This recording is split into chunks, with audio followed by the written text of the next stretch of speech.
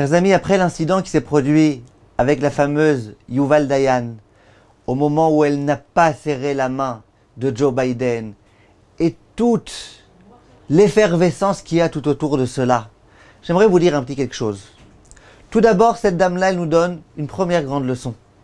Lorsqu'elle nous dit que elle, depuis qu'elle a l'âge de 16 ans et demi, elle voit qu'il y a toujours beaucoup de gens autour d'elle, c'est une star, littéralement.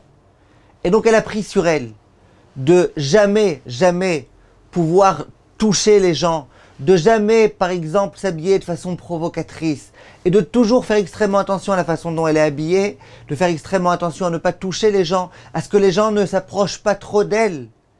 Elle dit pas simplement pour des raisons religieuses, pour des raisons de respect. Elle dit, vous m'avez déjà vu, moi par exemple, monter sur la scène alors que je suis sous. Vous m'avez déjà vu, moi, toucher à de la drogue. Vous m'avez déjà vu, moi, parler de façon humiliante. Moi, j'ai toujours fait attention au respect de la personne, au respect de moi-même. Elle dit, et donc c'est la raison pour laquelle j'ai dû prendre sur moi un certain nombre de barrières pour justement ne pas en venir à. Elle dit, et c'est la raison pour laquelle j'ai prévenu depuis le départ. Et j'ai répété 500 fois, vous savez, moi, je ne tendrai pas la main. Et elle dit, attention, parce qu'au tout début, Joe Biden, quand il est venu, il a dit, moi, de toutes les façons, je donnerai la main à personne. Et c'est effectivement ce qui s'est passé lorsqu'il a rencontré Lapid. Au tout début, il lui a pas serré la main.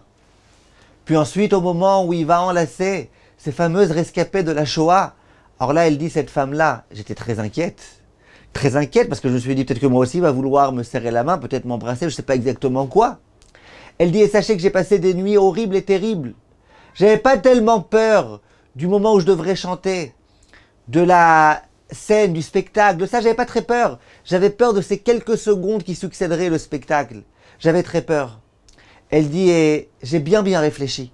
Et maintenant, elle dit quelque chose de très vrai. Est-ce que vous avez vu, avant de critiquer la vidéo, au moment où elle est en train de saluer Joe Biden, est-ce que vous voyez quel respect elle le fait, le sourire avec lequel elle le fait? Eh ben, effectivement, si elle s'était comportée n'importe comment, ça aurait été quelque chose de gravissime. Mais là, elle respecte. Le Rav Ovadia Yosef, au moment où il a reçu le Pras Israël, le prix de la première ministre de l'époque, qui s'appelait Golda Meir, eh bien lui aussi, il n'a pas serré la main qu'elle lui a tendu la main. Il a fait un petit quelque chose. Il a montré qu'il respectait. Donc tout ce qui se passe autour de cette histoire-là, qu'est-ce qu'il y a? Et au passage, de ce que j'ai entendu, Joe Biden lui-même, il n'a rien dit.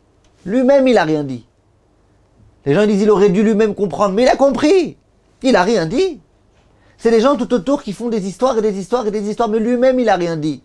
Lui-même, il n'était pas vexé. Lui-même, il a vu que son sourire, il était beaucoup plus évocateur que de tendre la main comme ça, de façon froide. Et là, j'aimerais vous dire quelque chose, mes chers amis. Cette dame-là, elle s'adresse. J'ai vu exactement ce qu'elle a écrit. Elle s'adresse à tous les gens qui ont parlé contre elle. Et elle leur a dit, j'attends des excuses. Pas pour moi.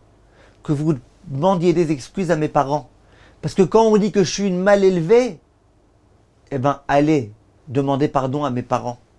Et là, elle dit, c'est trop facile de descendre les gens avec ces réseaux sociaux, de les tuer littéralement. Elle dit, là, je suis en train de vivre le guéhinnom, moi et mes parents en particulier. Tout ça pourquoi? Elle dit, moi, j'ai jamais vexé personne. Moi, j'ai un cœur en or. Et tous les gens qui sont autour d'elle, ils le disent. Elle a un cœur en or, cette dame-là. C'est une dame qui a simplement des principes. Et qui souhaite respecter ses principes. Et qui a pensé que c'est la bonne chose à faire. Et c'était peut-être effectivement la bonne chose à faire. Qui est-ce qui dit que non? De venir et de la tuer de façon tellement méchante, en plein domaine public sur les réseaux sociaux et tout, c'est quelque chose de malgré tout assez méchant et assez difficile. Et j'invite tout un chacun à bien réfléchir. Est-ce que ça vaut le coup? Est-ce qu'on peut tuer quelqu'un qui a fait un Kiddush Hashem tellement grand? Parce que des leçons, elle est en train de nous en donner. Des leçons d'éducation, elle nous donne. Quand elle dit aux gens, vous êtes en train de penser que vous faites du mal à moi, c'est à mes parents que vous faites du mal. C'est des leçons gigantesques. Elle mérite qu'on lui fasse cette chose-là.